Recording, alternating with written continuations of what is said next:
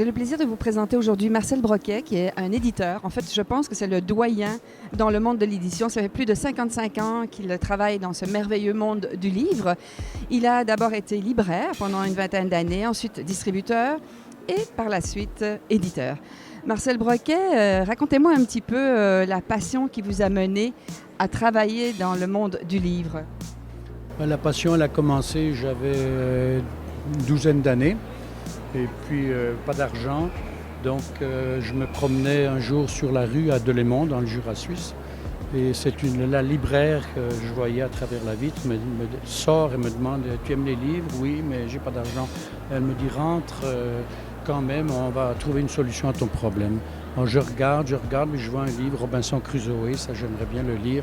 Elle me dit « Tu l'aimes, tu aimerais le lire ?» « Oui, mais j'ai seulement 10 centimes que ma grand-mère m'a prêté. » Bon, ben, donne-moi ton 10 centimes et puis je vais te passer le livre. Et quand tu l'auras lu, tu me rapporteras le livre.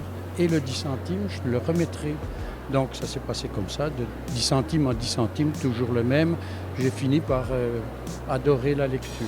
Et quand j'ai décidé, à l'âge de 22 ans, de venir au Canada, ben, je m'en allais faire le tour du monde. Je me suis arrêté au Québec. Je n'en suis pas reparti. Je suis allé en Polynésie, je ne suis jamais allé.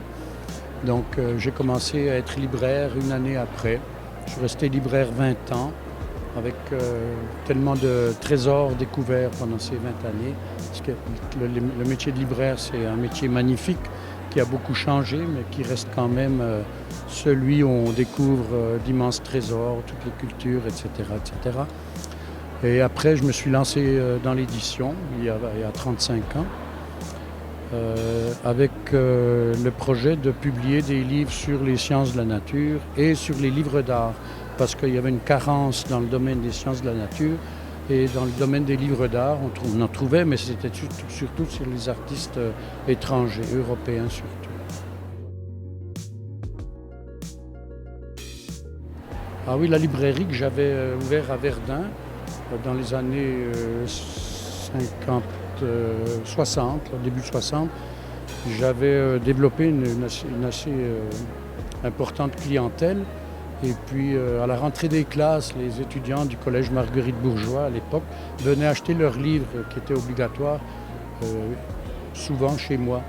Puis, à un moment donné, j'étais tellement occupé, j'avais un gars qui s'occupait de l'entrepôt, plaçait les livres et tout. J'ai dit « Raymond, venez m'aider, là, il y a trop de monde, essayez de répondre aux gens. » Puis Raymond, il se met à l'entrée, et puis là, il y avait à peu près 40 personnes dans la librairie. Et la jeune fille cherchait un livre, le livre de Madame Bovary. Donc, elle lui dit « Je cherche Madame Bovary ». Fait qu'il se met sur la pointe de ses pieds, il était tout petit. Puis il dit « Y a-t-il une Madame Bovary et c'est ?» Je dis « Non, Raymond, laissez faire, retournez dans le sous-sol. » Merci. Là, vous continuez toujours dans la fabuleuse passion du livre. Il n'y a rien qui vous arrête en terminant?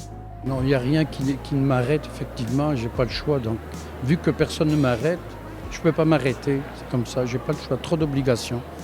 Alors, merci pour votre implication passionnée.